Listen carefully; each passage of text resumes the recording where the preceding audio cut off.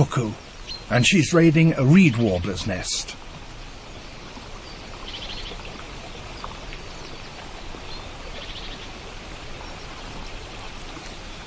That's one of the reed warbler's eggs gone.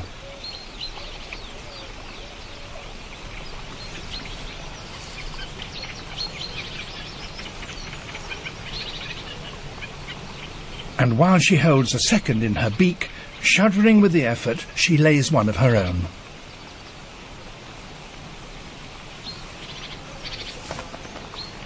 The match is near perfect. The cuckoo's is the one at the front.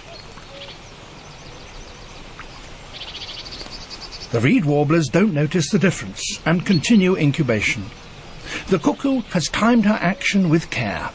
She laid her egg immediately after the female reed warbler laid the last of hers, but it develops much faster and will hatch 3 or 4 days before the legitimate eggs do.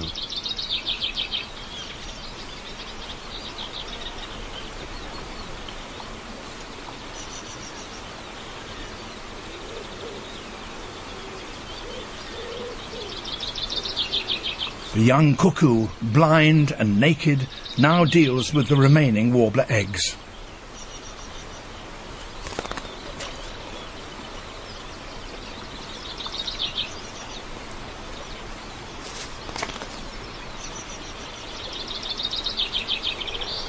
Two weeks later, the monstrous young cuckoo is so big that it can no longer fit inside the tiny nest.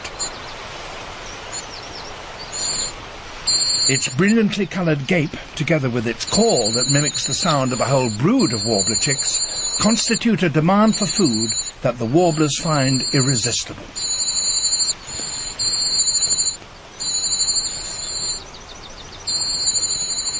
The European cuckoo's habit is so famous that we tend to think it's the only bird to behave in this way. But there are birds in half a dozen other families that do so as well. Hello, my MGTOW brothers, back again in for another program, and this time I want to talk to you about cuckolding. And this particular video was inspired by two things. One was I Am Serious's video about the truth about cuckolding, is number one, and number two, it's about an article from New York Magazine called What Open Marriage Taught One Man About Feminism. Now, there's been a lot of reaction to this particular article by Michael Sonmore from the Red Pill community, and, you know, for better or worse, feminists alike. And there's been a lot of backlash that New York Magazine has gotten from this particular article. But we're going to deal with I Am's video first, because there's a few things that need to be addressed and a few things need to be cleaned up. Because while I agree with his passion, but like I said, we have to be accurate about these things, especially when we get into theory. Now, at the beginning of this video, what did I put in? I put in video from the BBC talking about the cuckoo bird and how it lays its eggs.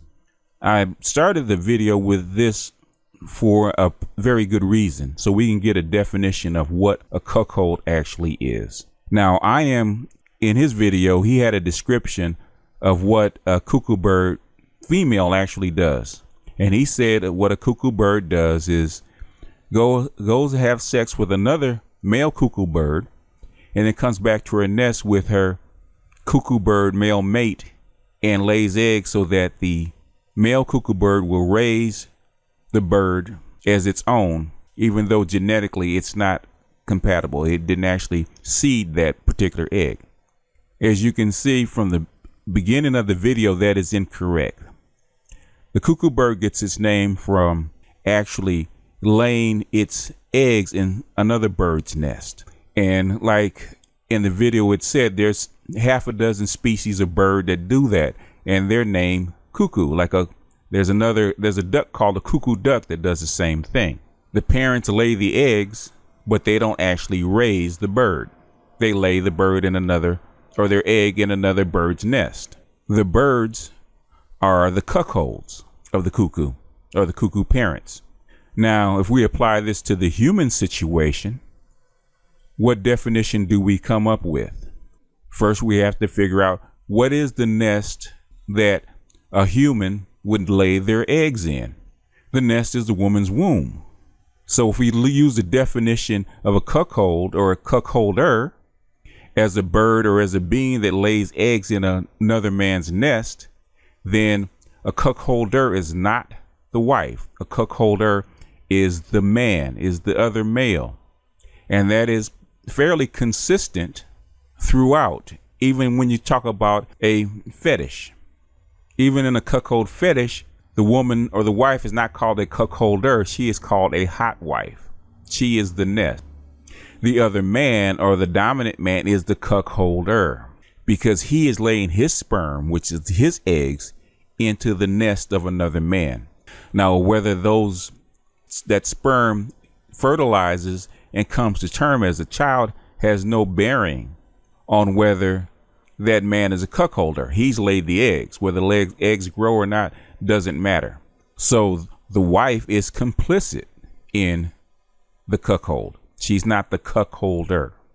It's a male term because it applies to the men, because men are not what? They are not the nest. The woman is.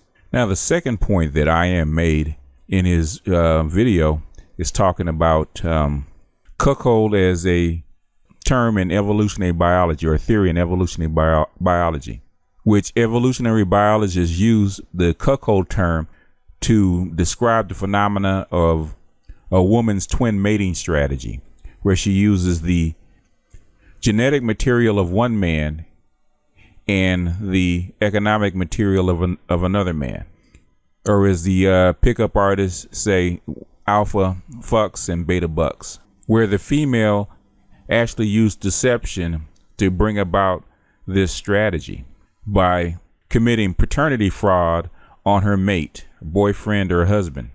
Like I am correctly points out, using that UK study or that EU study, that in the EU, paternity fraud is somewhere between 10% and 30%. And much of that is due because the penalties for paternity fraud are so much less. In fact, they're non-existent. Back 150 years ago, a woman that would cuckold her husband like that or commit paternity fraud was basically tossed out on the street, and in some cases, in some countries, she could be put to death because it was a very serious crime, not only against the man, but against his family, because that woman's womb not only carried his seed in his line, but his whole family's line. So in society, that was a very, very serious offense. Adultery was not to be played with back in the day. Look in our religious text, an adulterous wife got stoned. And in some societies, if the adultery was found out, a husband could actually put the wife out along with the kid. And most likely the kid would either be poor or they would starve to death because they didn't have the protection or the labor of the husband.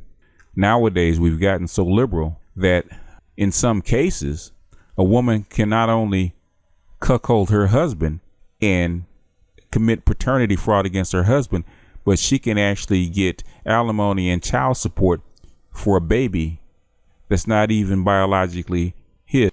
But that's the feminist liberal country or society that we live in today, where that woman's womb is no longer a man's property, but it is still his responsibility. And our government has gotten so feminist that you can't do something as simple as requiring a simple DNA test at birth before a birth certificate is actually issued and a child is assigned to a father. You can see the feminist government actually defending this twin mating strategy of alpha fucks and beta bucks. Now we're going to deal with the third definition of cuckolding, and we're going to deal with it as a fetish. Cuckold, when used in a fetish context, describes the fetish of men who find masochistic pleasure in watching their wives have sex with other men. The man is complicit in the infidelity and often helps arrange the meetings. The couple need not necessarily be married, but there needs to be some kind of commitment between the two. Now, this fetish is central to the article in New York Mag, and it's also central to the debate going back and forth about this particular type of arrangement. It also points to a new type of sexual strategy that I think feminists or feminist thinking women in marriage are pointing to. Now, I am in his video thinks this is just nobody's business, and it doesn't mean anything other than a man's preference on how he likes to handle his marriage and handle his relationship with his wife. But as Turd Flinging Monkey says, it seems to be more of a feminist trend than anything else, because there's a lot more to unpack in that article and other articles of similar nature that has been circulating in the past few years. But that's going to be the subject of the next part of this video series. So with that, I'm going to end this one, and I'll see you in the next one.